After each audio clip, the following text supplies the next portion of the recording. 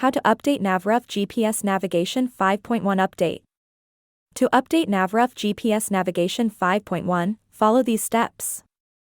1. Connect your Navruf GPS Navigation 5.1 device to your computer using a USB cable.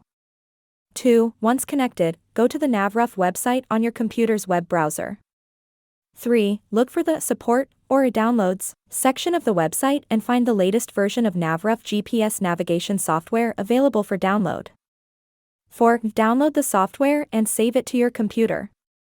5. Next, locate the downloaded software on your computer and double-click to begin the installation process. 6. Follow the prompts on your computer screen to complete the installation process. 7. Once the installation is complete, launch the Navruf GPS navigation software on your computer. 8. Connect your Navruf GPS navigation device to your computer using the USB cable again. 9. The Navruf GPS navigation software should automatically recognize your device. 10. Follow the instructions displayed on the screen to update your Navruf GPS navigation device to the latest version.